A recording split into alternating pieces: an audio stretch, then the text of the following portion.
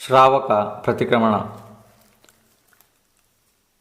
ನಮೋ ಅರಿಹಂತಾಣಂ ನಮೋ ಸಿದ್ಧಾಣಂ ನಮೋ ಆಯಿರ್ಯಾಣಂ ನಮೋ ವಜ್ಜಾಯಾಣಂ ನಮೋ ಲೋಯೇ ಸೌವಸಾಹೂಣಂ ಏಸೋ ಪಂಚನಮೋ ಯಾರೋ ಸೌವ ಪಾವಪಣಾಸಣೋ ಮಂಗಳಾಣಂಚ ಸವ್ಯೇಸಿಂ ಪಡಮಂ ಹವೈ ಮಂಗಲಂ. ಹೇ ಜಿನೇಂದ್ರ ದೇವರೇ, ಹೇ ದೇವಾದಿದೇವರೇ, ಹೇ ವೀತರಾಗಿ ಸರ್ವಜ್ಞ ಹಿತೋಪದೇಶಿಗಳೇ, ಹೇ ಅರಿಹಂತ ಪ್ರಭುಗಳೇ, ಈಗ ನಾನು ಪ್ರತಿಕ್ರಮಣ ಮಾಡಲು ಇಚ್ಛಿಸುತ್ತಿದ್ದೇನೆ. ಪಾಪಗಳ ಪ್ರಕ್ಷಾಳನೆಯ ಸಲುವಾಗಿ, ಪಾಪಗಳಿಂದ ಮುಕ್ತವಾಗುವ ಸಲುವಾಗಿ, ಆತ್ಮಜಾಗೃತಿಯ ಸಲುವಾಗಿ ನಾನು ಪ್ರತಿಕ್ರಮಣ ಮಾಡುತ್ತೇನೆ. ಈ ಪ್ರಕಾರ ಪ್ರತಿಜ್ಞೆ ಮಾಡಿ ಒಂದೇ ಆಸನದಲ್ಲಿ ಕುಳಿತುಕೊಂಡು ಪ್ರತಿಕ್ರಮಣ ಮಾಡಬೇಕು.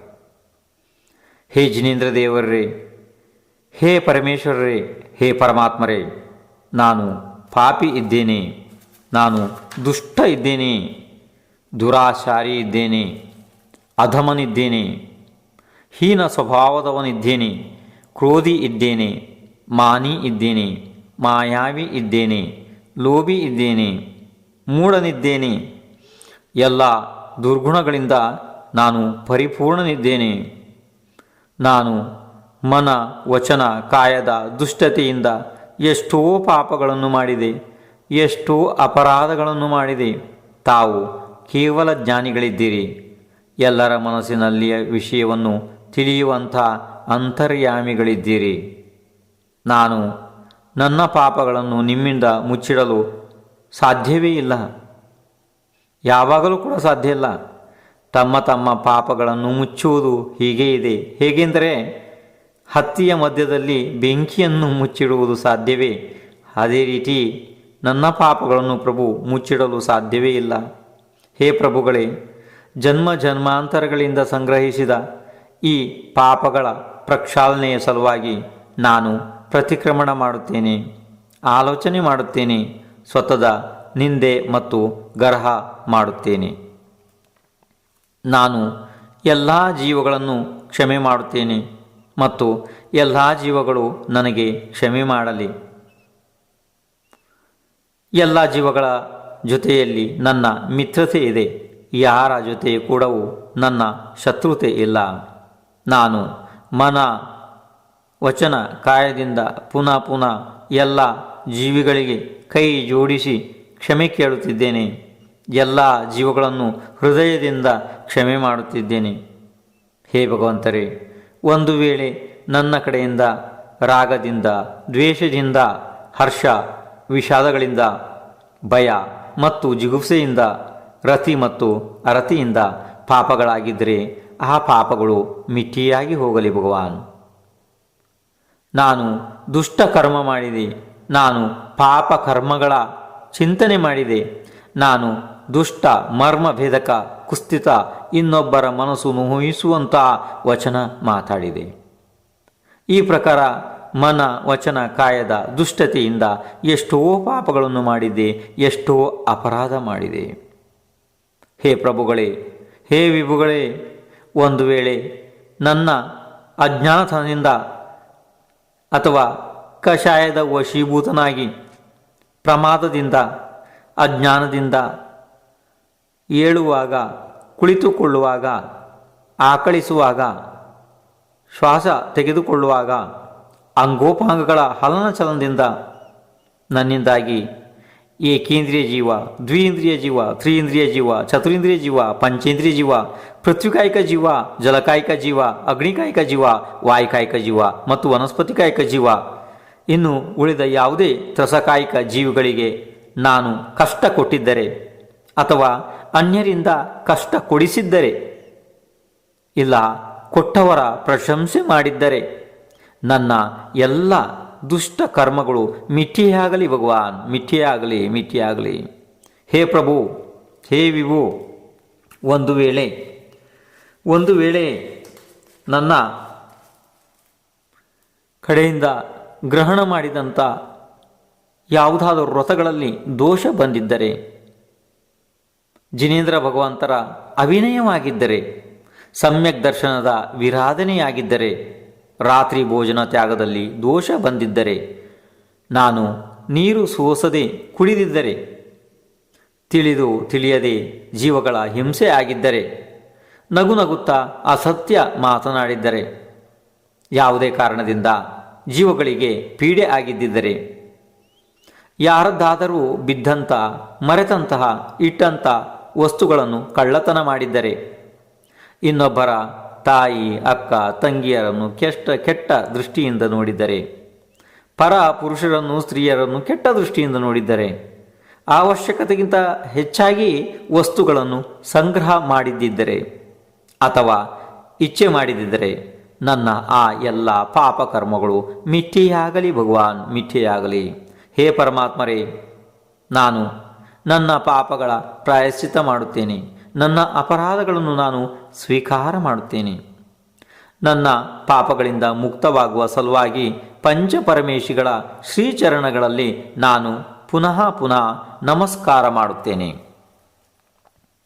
ಈ ರೀತಿ ಹೇಳಿ 9 ಬಾರಿ ನಮೋಕಾರ ಮಂತ್ರವನ್ನು ಜಪ ಮಾಡಬೇಕು. ಅದಾದ ನಂತರ ಆತ್ಮಚಿಂತನೆ ಮಾಡಬೇಕು. ಹೇ ಪ್ರಿಯ ಆತ್ಮ, ಅನಾದಿ ಕಾಲದಿಂದ ಈ ಸಂಸಾರದಲ್ಲಿ ತಿರುಗಾಡುತ್ತಿರುವಾಗ ಭೂತಕಾಲದಲ್ಲಿ ನೀನು ಏನು ಮಾಡಿದಿ? ಎಷ್ಟೋ ಜನ್ಮಗಳನ್ನು ಧಾರಣೆ ಮಾಡಿದಿ? ಯಾವ ಕುಕರ್ಮ ಮಾಡಿದಿ? ವಿಚಾರ ಮಾಡು. ಈಗಲಾದರೂ ವಿಚಾರ ಮಾಡು. ಈ ಕರ್ಮಗಳಿಂದ ಬಿಡುಗಡೆಯಾಗುವ ಪ್ರಯತ್ನ ಮಾಡಿದಿ? ಯಾವತ್ತಾದರೂ ಮಾಡಿದ್ದಿ? ಇಲ್ಲ, ಯಾವಾಗಲೂ ಇಲ್ಲ. ವಿಚಾರನೂ ಮಾಡಿಲ್ಲ. ಈ ಶರೀರದ ದೇವಾಲಯದಲ್ಲಿ ಕೈದಿ ಆದಂಥ ಪರಮಾತ್ಮನನ್ನು ಮುಕ್ತ ಮಾಡುವ ವಿಚಾರ ಮಾಡಿದಿ? ಇಲ್ಲ, ಯಾವಾಗಲೂ ಕೂಡ ಇಲ್ಲ, ಮಾಡಿಲ್ಲ. ಆಮೇಲೆ ಎಷ್ಟು ದಿನಗಳವರೆಗೆ ಈ ಸಂಸಾರದ ಈ ದುಃಖದಲ್ಲಿ ಮುಳುಗುವೆ? ಏಳು ನಡೆ. ನೀನು ಮಾಡಿದ ಪಾಪಗಳನ್ನು ಸ್ವೀಕಾರ ಮಾಡು, ಅದನ್ನು ಒಪ್ಪಿಕೋ. ಯಾಕೆಂದರೆ ಪಾಪಗಳ ಸ್ವೀಕೃತಿಯೇ ಪ್ರತಿಕ್ರಮಣ ಇದೆ. ಪ್ರತಿಕ್ರಮಣದಿಂದ ಸಂಸಾರದಿಂದ ಬಿಡುಗಡೆಯಾಗುತ್ತದೆ. ಈ ರೀತಿ ಆತ್ಮಚಿಂತನೆ ಮಾಡಬೇಕು. ಅದಾದ ನಂತರ ಭಗವಾನರಿಗೆ ಮತ್ತೆ ಹೇಳಬೇಕು, ಹೇ ಪತಿತ ಪಾವನರೇ, ಹೇ ಉದ್ಧಾರಕರೇ, ಹೇ ಜಗತ್ತಿನ ಅಕಾರಣ ಬಂಧು ಜಿನೇಂದ್ರ ಭಗವಾನ್, ನಾನು ಅನಂತ ಕಾಲದವರೆಗೆ ನಿಗೋಧದ ಪರ್ಯಾಯದಲ್ಲಿ ಜನ್ಮ ಮರಣದ ದುಃಖಗಳನ್ನು ಸಹಿಸಿಕೊಂಡೆ. ಅಲ್ಲಿಯ ಪೀಡೆಗಳನ್ನು ಅಷ್ಟು ಸಹಿಸಿದ ನಂತರ ನಾನು ಪ್ರತ್ರಿಕಾಯಿಕ ಜೀವದ ಪರ್ಯಾಯದಲ್ಲಿ ಜನ್ಮ ತಾಳಿದೆ. ಸಾವಿರಾರು ವರ್ಷಗಳವರೆಗೆ ಅಲ್ಲಿ ದುಃಖಗಳನ್ನು ಅನುಭವಿಸಿದೆ. ಎಷ್ಟೋ ಸಾವಿರಾರು ವರ್ಷಗಳ ನಂತರ ನಾನು ಜಲಕಾಯಿಕ ಜೀವದ ಪರ್ಯಾಯವನ್ನು ಧಾರಣೆ ಮಾಡಿದೆ. ಆ ಗತಿಯಲ್ಲಿ ಕೂಡ ನನಗೆ ಅನೇಕ ಪ್ರಕಾರದ ಪೀಡೆಗಳನ್ನು ಸಹಿಸಿಕೊಳ್ಳಬೇಕಾಯಿತು. ಬಹಳ ನೋವನ್ನು ನಾನು ಆವಾಗ ಅನುಭವಿಸಿದೆ. ಅನೇಕ ಕಷ್ಟಗಳನ್ನು ಸಹಿಸಿದೆ. ಕ್ರಮದಿಂದ ಮುಂದೆ ಮೆಟ್ಟಿಲು ಏರುತ್ತಾ ನನಗೆ ಅಗ್ನಿಕಾಯಿಕ ಪರ್ಯಾಯ ದೊರೆಯಿತು. ಆ ಪರ್ಯಾಯದಲ್ಲಿ ನಾನು ಸ್ವತಃ ಸುಡುತ್ತಿದ್ದೆ ಮತ್ತು ಇನ್ನೊಬ್ಬರನ್ನು ಸುಡುತ್ತಿದ್ದೆ. ನಾನು ಸುಡುತ್ತಿದ್ದೆ, ಬೇರೆಯವ್ರನ್ನೂ ಸುಡುತ್ತಿದ್ದೆ. ಅದೇ ಪಾಪದ ಕಾರಣದಿಂದ ಸಂಸಾರದ ಪರಂಪರೆಯಿಂದ ಸತತ ವೃದ್ಧಿಯಾಗ್ತಾ ಹೋಗ್ತಾ ನನ್ನ ಪಾಪ ಮುಂದೆ ಹೋಗುತ್ತಾ ವಾಯುಕಾಯಿಕ ಶರೀರವನ್ನು ಧಾರಣೆ ಮಾಡಿದೆ. ಅಲ್ಲಿ ನಾನು ಪ್ರತಿ ಸಮಯ ತಿರ್ಯಗಮನ ಮಾಡುತ್ತಾ ಸತತ ಓಡಾಡುತ್ತಿದ್ದೆ. ನಂತರ ಸ್ಥಾವರಕಾಯದ ಅಂತಿಮ ಪರ್ಯಾಯವಾದ ವನಸ್ಪತಿ ಕಾಯವನ್ನು ಧಾರಣೆ ಮಾಡಿದೆ. ಅಲ್ಲಿ ಜನ್ಮ ತಾಳಿದೆ. ಅಲ್ಲಿ ನನಗೆ ಚಳಿ, ಬಿಸಿಲು, ಮಳೆ, ಗಾಳಿ ಇವುಗಳನ್ನು ಒಂದೇ ಸ್ಥಾನದಲ್ಲಿ ನಿಂತು ಸಹನೆ ಮಾಡಬೇಕಾಗಿತ್ತು. ಹೇ ಪ್ರಭು, ಈ ಸ್ಥಾವರ ಕಾಯ ಪರ್ಯಾಯದಲ್ಲಿ ಎಷ್ಟೋ ಕಷ್ಟಗಳನ್ನು ಸಹನೆ ಮಾಡಬೇಕಾಯಿತು, ಎಷ್ಟೋ ದುಃಖಗಳನ್ನು ಸಹಿಸಬೇಕಾಯಿತು. ಹೇ ನಾಥರೇ, ನಾನು ಅನಾಥನಾಗಿದ್ದೀನಿ. ಸ್ಥಾವರ ಕಾಯದಿಂದ ಮುಕ್ತನಾಗಿ ತ್ರಸ ಪರ್ಯಾಯ ಪ್ರಾಪ್ತ ಮಾಡಿಕೊಂಡೆನು. ಅಲ್ಲಿ ನಾನು 2 ಇಂದ್ರಿಯ, 3 ಇಂದ್ರಿಯ, 4 ಇಂದ್ರಿಯಗಳಲ್ಲಿ ಅನೇಕ ಕಷ್ಟಗಳನ್ನು ಸಹಿಸಿಕೊಂಡೆ. ಈ ಎಲ್ಲ ಕಷ್ಟಗಳ ಭಾರದಿಂದ ಪೀಡಿತನಾಗಿ ಈ ಆತ್ಮನು ಅನೇಕ ದುಃಖಗಳನ್ನು ಅನುಭವಿಸಿದ. ಹೇ ದೇವಾದಿದೇವ, ಪಾಪಗಳಿಂದ ಪೀಡಿತ ಇರುತ್ತಾ ನಾನು ಅಸೈನಿ ಪಂಚೇಂದ್ರಿಯ ತಿರ್ಯಂಚ ಪರ್ಯಾಯವನ್ನು ಧಾರಣೆ ಮಾಡಿದೆ. ಅಲ್ಲಿ ಇಂದ್ರಿಯಗಳು ಸಿಕ್ಕವು, ಆದರೆ ಮನಸ್ಸು ಇಲ್ಲ. ಆದ್ದರಿಂದ ಹಿತ ಮತ್ತು ಅಹಿತದ ಜ್ಞಾನ ನನಗೆ ಆಗಲಿಲ್ಲ. ಅದೇ ಕಾರಣದಿಂದ ನನಗೆ ಆ ಪರ್ಯಾಯದಲ್ಲಿ ಕೂಡ ಬಹಳ ದುಃಖ ಅನುಭವಿಸಿದೆ. ಅಲ್ಲಿಯೂ ನನಗೆ ದೇವ, ಶಾಸ್ತ್ರ, ಗುರುಗಳ ಪರಿಚಯವೇ ಆಗಲಿಲ್ಲ. ನಾನು ಸಂಸಾರದಲ್ಲಿ ಭ್ರಮಿಸ್ತಾನೇ ಇದ್ದೆ. ಆದರೂ ಕೂಡ ಈ ಪರ್ಯಾಯದಿಂದ ಮುಕ್ತಿ ಹೇಗಾಗೋದು ದೇವ? ಇನ್ನು ಸೈನಿ ಪಂಚೇಂದ್ರಿಯ ತಿರ್ಯಂಚದ ಪರ್ಯಾಯವನ್ನು ಧಾರಣೆ ಮಾಡಿದೆ. ನನಗೆ ಆವಾಗ ಮನಸ್ಸು ಸಿಕ್ಕಿತು, ಎಲ್ಲ ಇಂದ್ರಿಯಗಳು ಸುಸಜ್ಜಿತವಾಗಿ ಸಿಕ್ಕಿತು. ಆದರೂ ಕೂಡ ನಾನು ಮನನ ಮಾಡಲಿಲ್ಲ, ಚಿಂತನೆ ಮಾಡಲಿಲ್ಲ. ನನಗಿಂತ ಶಕ್ತಿಶಾಲಿ ಆದಂಥ ಸಿಂಹ ಆದಿ ಕ್ರೂರ ಪ್ರಾಣಿಗಳು ನನ್ನನ್ನು ತಿಂದು ಬಿಟ್ಟವು ಮತ್ತು ಜನರ ಕಡೆಯಿಂದ ಛೇದನ ಭೇದನ ಮಾಡಿಸಿಕೊಂಡೆ. ಅನಂತ ಶಕ್ತಿಶಾಲಿ ಇದ್ದರೂ ಕೂಡ ನಾನು ಶಕ್ತಿ ಮರೆತು ಬಿಟ್ಟೆನು ಭಗವಂತ. ಆದ ಕಾರಣ ನನಗೆ ಅನಾದಿ ಕಾಲದಿಂದ ಪರತಂತ್ರದಲ್ಲಿಯೇ ಇರಬೇಕಾಯಿತು. ಈ ಪ್ರಕಾರ ನಾನು ತಿರ್ಯಂಚ ಪರ್ಯಾಯದಲ್ಲಿ ನಾನಾ ಪ್ರಕಾರದ ಕಷ್ಟಗಳನ್ನು ಸಹಿಸಿಕೊಂಡೆ. ಹೇ ಪರಮಾತ್ಮ, ನಾನು ಯಾವುದೋ ಒಂದು ಪುಣ್ಯ ಕರ್ಮದ ಉದಯದಿಂದ ದೇವ ಪರ್ಯಾಯ, ಮನುಷ್ಯ ಪರ್ಯಾಯ, ನರಕ ಇದನ್ನು ಎಲ್ಲನ ಅನುಭವಿಸ್ತಾ ಬಂದೆ. ಇನ್ನು ತಿರ್ಯಂಚದಿಂದ ನರಕಕ್ಕೆ ಹೋದೆ, ನರಕದಿಂದ ಮತ್ತೆ ಮನುಷ್ಯ ಪರ್ಯಾಯಕ್ಕೆ ಬಂದೆ. ಏನೋ ಅಲ್ಲಿ ಒಂದು ಸ್ವಲ್ಪ ಪುಣ್ಯದ ಕಾರಣದಿಂದ ಈ ಪರ್ಯಾಯ ಸಿಕ್ಕಿತು ಅನಿಸುತ್ತೆ. 9 ತಿಂಗಳು ಗರ್ಭದ ದುಃಖ ಸಹನೆ ಮಾಡಬೇಕಾಯಿತು. ಅಲ್ಲಿ ಕೂಡ ಜನ್ಮ ಸಮಯದ ದುಃಖವನ್ನಂತೂ ಯಾವುದೇ ಬಾಯಿಯಿಂದ ವರ್ಣನೆ ಮಾಡಲು ಸಾಧ್ಯನೇ ಇಲ್ಲ. ಇಷ್ಟೆಲ್ಲ ದುಃಖ ಭೋಗಿಸಿದರೂ ಕೂಡ ದುಃಖಗಳ ಅಂತ್ಯವಾಗಲಿಲ್ಲ. ನಾನು ಬಾಲ್ಯ ಅವಸ್ಥೆಯಲ್ಲಿ ಅಜ್ಞಾನದಲ್ಲಿ ವ್ಯತೀತ ಮಾಡಿದೆ. ನಿಜವಾಗಿ ನನಗೆ ಯಾವ ವಿಷಯವನ್ನೂ ಸರಿಯಾಗಿ ತಿಳಿಯುತ್ತಿರಲಿಲ್ಲ. ನಿಧಾನವಾಗಿ ಹೋಗುತ್ತಾ ಹೋಗುತ್ತಾ ನಾನು ಯೌವನ ಅವಸ್ಥೆಯಲ್ಲಿ ಹೆಜ್ಜೆ ಇಟ್ಟೆ. ಆ ಯೌವನ ಅವಸ್ಥೆ ಬಂದಾಗ ಭೋಗಗಳ ರಕ್ಷಣೆಯ ಸಲುವಾಗಿ ಉನ್ಮತ್ತನಾಗಿ ಓಡತೊಡಗಿದೆ. ನನಗಿಂತ ಬಹುಮೂಲ್ಯವಾದ ಆ ಯೌವನವನ್ನು ಕಾಮಸೇವನೆಯ ಬಟ್ಟಿಯಲ್ಲಿ ಹಾಕಿದೆ. ಯೌವನವನ್ನು ನಷ್ಟ ಮಾಡಿಕೊಂಡೆ. ನಿಧಾನವಾಗಿ ಮುಂದೆ ಸಾಗಿ ಕಾಲ ವಿಕರಾಲವಾದಂಥ ಜೀವನದ ಬಾಗಿಲಿಗೆ ಹೋದೆ. ಅಲ್ಲಿ ಆ ಮುಪ್ಪಿನ ಅವಸ್ಥೆಯಲ್ಲಿ ಎಷ್ಟು ಕಷ್ಟ, ಅದು ಎಷ್ಟು ಅನುಭವಿಸಿದೆ. ಈಗ ಪರಮಾತ್ಮ ಈ ಮುಪ್ಪಿನ ಅವಸ್ಥೆ ಬಹಳ ದುಃಖದಾಯ ಇದೆ. ಪೀಡೆಗಳ ಸಂತೆ ಇದೆ, ರೋಗಗಳ ನಿವಾಸ ಸ್ಥಾನ ಇದೆ. ಇಂಥ ದುಃಖಮಯವಾದಂಥ ಮುಪ್ಪಿನ ಅವಸ್ಥೆ ಯಾರಿಗೆ ಬೇಕು? ಯಾಕೆಂದರೆ ನಾನು ಈ ನನ್ನ ಚರ್ಮಚಕ್ಷುಗಳಿಂದ ಆ ಮುಪ್ಪಿನ ಅವಸ್ಥೆಯ ದುಃಖವನ್ನು ನೋಡಿಬಿಟ್ಟೆ ಸಹಜವಾಗಿ. ಈ ಪ್ರಕಾರ ಬಾಲ್ಯ, ಯೌವನ, ಮುಪ್ಪಿನ 3 ಅವಸ್ಥೆಗಳನ್ನು ನಾನು ಅನಾವಶ್ಯಕ ವ್ಯರ್ಥವಾಗಿ ಕಳೆದುಬಿಟ್ಟೆ. ಇನ್ನು ಯಾವುದೋ ಒಂದು ಸಣ್ಣ ಪುಣ್ಯದ ಉದಯದಿಂದ ನನಗೆ ದೇವ ಪರ್ಯಾಯ ಸಿಕ್ಕೋದಿದೆ. ಹೇ ಪ್ರಭುಗಳೇ, ನಾನು ಮನುಷ್ಯ ಜನ್ಮದಲ್ಲಿ ಮಾಡಿದಂಥ ಅಕಾಮ ನಿರ್ಜರೆಯ ಕಾರಣದಿಂದ ದೇವಗತಿಯಲ್ಲಿ ಈಗ ಜನ್ಮ ತಾಳಿದೆ. ಅಲ್ಲಿ ಕರ್ಮಗಳ ವಿಪಾಕ ರೂಪವಾಗಿ ಜ್ಯೋತಿಷ್ಕ, ವ್ಯಂತರ ಮತ್ತು ಭವನವಾಸಿ ದೇವ ಪರ್ಯಾಯವನ್ನು ಧಾರಣೆ ಮಾಡಿದೆ.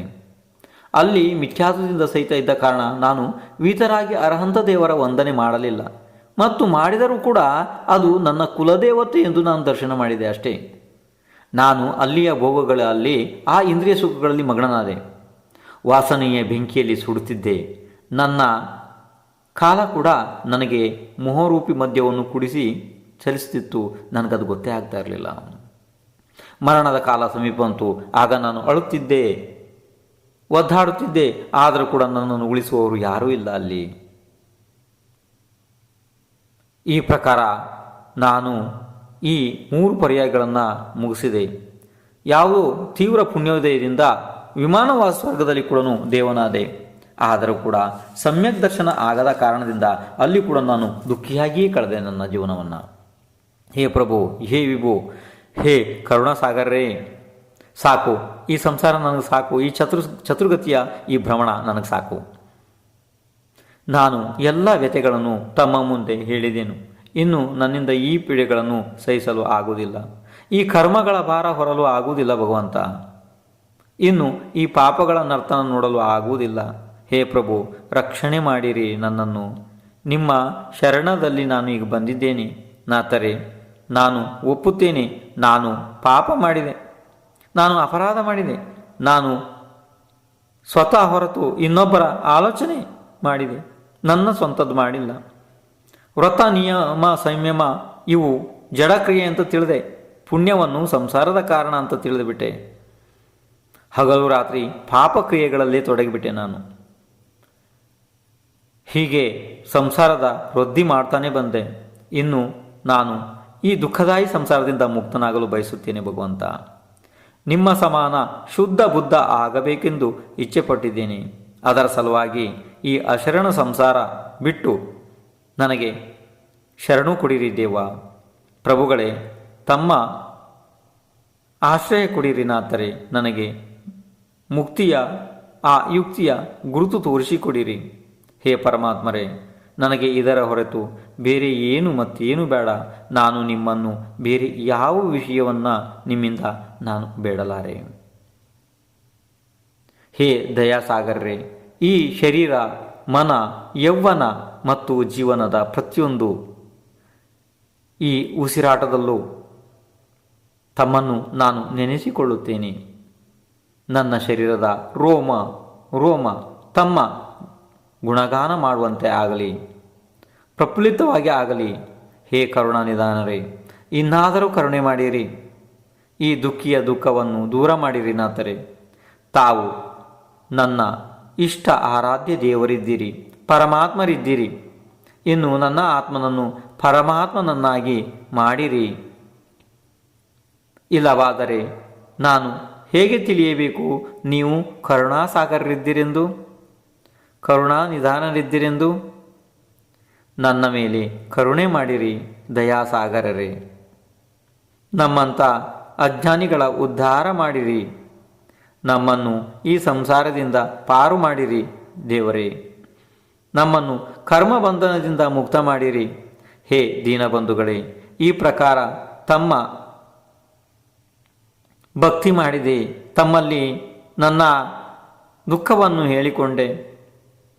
ನಾನು ನನ್ನ ಆತ್ಮನ ನಿಂದ ಗರ್ಹ ಆಲೋಚನೆ ಮಾಡುತ್ತಾ ಪರಮ ಆರಾಧ್ಯ ದೇವ, ಶಾಸ್ತ್ರ, ಗುರುಗಳ ಶ್ರೀಚರಣದಲ್ಲಿ ನಾನು ಸಮ್ಯಕ್ ರೂಪದಿಂದ ಈಗ ನಮಸ್ಕಾರ ಮಾಡುತ್ತಿದ್ದೇನೆ. ಹೀಗೆ ಹೇಳಿ 9 ಬಾರಿ ನಮೋಕಾರ ಮಂತ್ರವನ್ನು ಜಪ ಮಾಡಬೇಕು. ಇದಾದ ನಂತರ, ಹೇ ಪ್ರಭುಗಳೇ, ಹೇ ದೀನಬಂಧು, ಒಂದು ವೇಳೆ ನನ್ನ ಅಲ್ಪಜ್ಞಾನದಿಂದ ಈ ಪ್ರತಿಕ್ರಮಣದಲ್ಲಿ ಅಜ್ಞಾನದಿಂದ ಪ್ರಮಾದದಿಂದ ಪ್ರತಿಕ್ರಮಣದ ಉಚ್ಚಾರಣೆ ಮಾಡುವಾಗ ಮನಸ್ಸಿನ ಚಂಚಲತೆಯಿಂದ ಆಚೆಗೆ ಈಚೆಗೆ ನೋಡುವುದರಿಂದ, ಶರೀರದ ಹಲನ ಚಲನದಿಂದ, ಶ್ವಾಸ ತೆಗೆದುಕೊಳ್ಳುವುದರಿಂದ, ಕೆಮ್ಮುವುದರಿಂದ, ಸೀನುವುದರಿಂದ, ಆಕಳಿಸುವುದರಿಂದ ಯಾವ ಅಪರಾಧಗಳು ಯಾವುದಾದರೂ ಅಪರಾಧ ಆಗಿದ್ದರೆ, ಏನಾದರೂ ನಿಂತು ಹೋಗಿದ್ದರೆ ನೀವು ನನಗೆ ಅಜ್ಞಾನಿ ಎಂದು ತಿಳಿದು ಕ್ಷಮೆ ಮಾಡಿರಿ. ಕ್ಷಮೆ ಮಾಡಿ ಪ್ರಭು, ಕ್ಷಮೆ ಮಾಡಿ ದೇವಾ. ನಿಮ್ಮ ಶ್ರೀಚರಣಗಳಿಗೆ ನಾನು ಸಾಷ್ಟಾಂಗ ನಮಸ್ಕಾರ ಮಾಡುತ್ತಿದ್ದೇನೆ. ಈ ರೀತಿ ಹೇಳಿ 9 ಜಪ ಮಾಡಬೇಕು ನಮೋಕಾರ ಮಂತ್ರದ. ಅದಾದ ನಂತರ ನೀವು ಯಾವ ಸ್ಥಳದಲ್ಲಿ ಕುಳಿತಿದ್ದೀರಿ ಅಲ್ಲೇನೆ ಮೇಲೆ ಎದ್ದು ನಿಂತು ಪೂರ್ವ ದಿಕ್ಕಿಗೆ ಮುಖ ಮಾಡಿ 9 ಜಪಕ ಮಾಡಿದ್ರಲ್ಲ, ಈಗ ಹೇಳಬೇಕು. ಅಲ್ಲಿ ಪೂರ್ವ ದಿಕ್ಕಿನಲ್ಲಿ ಇದ್ದಂಥ ಕೇವಲಿ ಜಿನೇಶ್ವರ, ಸಿದ್ಧ, ಸಾಧು, ಗಣಧರ, ಸರ್ವವೃದ್ಧಿ ಸಂಪನ್ನ, ಹೀಗೆ ಎಲ್ಲ ಯೋಗೀಶ್ವರರಿಗೆ ನಾನು ನಮಸ್ಕಾರ ಮಾಡುತ್ತೇನೆ. ಇನ್ನು ದಕ್ಷಿಣ ದಿಕ್ಕಿಗೆ ತಿರುಗಿ, ದಕ್ಷಿಣ ದಿಕ್ಕಿಗೆ ತಿರುಗಿ ಕೈ ಜೋಡಿಸಿ 9 ಬಾರಿ ನಮೋಕಾರ ಮಂತ್ರ ಜಪ ಮಾಡಿ ಹೇಳಿ. ದಕ್ಷಿಣ ದಿಕ್ಕಿನಲ್ಲಿ ಇದ್ದಂಥ ಕೇವಲಿ ಜಿನೇಶ್ವರ, ಸಿದ್ಧ, ಸಾಧು, ಗಣಧರ, ಸರ್ವವೃದ್ಧಿ ಸಂಪನ್ನ ಹೀಗೆ ಎಲ್ಲ ಯೋಗೀಶ್ವರರಿಗೆ ನಾನು ನಮಸ್ಕಾರ ಮಾಡುತ್ತೇನೆ. ಇನ್ನು ಪಶ್ಚಿಮ ದಿಕ್ಕಿಗೆ ತಿರುಗ್ರಿ ಮತ್ತು ನಮೋಕಾರ ಮಂತ್ರದ 9 ಬಾರಿ ಜಪ ಮಾಡಿ. ಪಶ್ಚಿಮ ದಿಕ್ಕಿನಲ್ಲಿ ಇದ್ದಂಥ ಕೇವಲಿ ಜಿನೇಶ್ವರ, ಸಿದ್ಧ, ಸಾಧು, ಗಣಧರ, ಸರ್ವವೃದ್ಧಿ ಸಂಪನ್ನ ಹೀಗೆ ಎಲ್ಲ ಯೋಗೀಶ್ವರರಿಗೆ ನಾನು ನಮಸ್ಕಾರ ಮಾಡುತ್ತೇನೆ. ಉತ್ತರ ದಿಕ್ಕಿಗೆ ತಿರುಗಿಕೊಳ್ಳಿ. ಅಲ್ಲಿ 9 ನಮೋಕಾರ ಮಂತ್ರವನ್ನು ಜಪ ಮಾಡಿ. ಉತ್ತರ ದಿಕ್ಕಿನಲ್ಲಿ ಇದ್ದಂಥ ಕೇವಲಿ ಜಿನೇಶ್ವರ, ಸಿದ್ಧ, ಸಾಧು, ಗಣಧರ, ಸರ್ವವೃದ್ಧಿ ಸಂಪನ್ನ ಹೀಗೆ ಎಲ್ಲ ಯೋಗೀಶ್ವರರಿಗೆ ನಾನು ನಮಸ್ಕಾರ ಮಾಡುತ್ತೇನೆ. ಬಂಧುಗಳೇ, ಇದು ಶ್ರಾವಕ ಪ್ರತಿಕ್ರಮಣ ಅಂಥೇಳಿ, ಆದರೆ ಇದು ಬಹಳ ಸಂಕ್ಷಿಪ್ತವಾಗಿ ಇದೆ. ಇನ್ನು ವೃತ್ತಿಶ್ರಾವಕರು ಅಂದರೆ ಪ್ರತಿಮಾಧಾರಿಗಳೆಲ್ಲ ಇರ್ತಾರಲ್ಲ, ಅವರ ಪ್ರತಿಕ್ರಮಣ ಬಹಳ ದೊಡ್ಡ ಇದೆ. ಅದು 1 ಗಂಟೆ ಆಗುತ್ತೆ. ಮತ್ತು ಮುನಿಗಳ ಪ್ರತಿಕ್ರಮಣ ಕೂಡ ಬಹಳ ದೊಡ್ಡ ಇದೆ. ಅದು 1 ಗಂಟೆ ತನಕನೂ ಆಗುತ್ತೆ. ಅಂದರೆ ದೊಡ್ಡ ಪ್ರತಿಕ್ರಮಣಗಳಿದ್ದಾವೆ. ಇದು ಬಹಳ ಸಂಕ್ಷಿಪ್ತವಾಗಿ ಹೇಳಿದಂಥ ಬಹಳ ಸಣ್ಣ ಪ್ರತಿಕ್ರಮಣ. ಇದನ್ನು ಬೆಳಿಗ್ಗೆ ಮತ್ತು ಸಂಜೆ ಒಂದು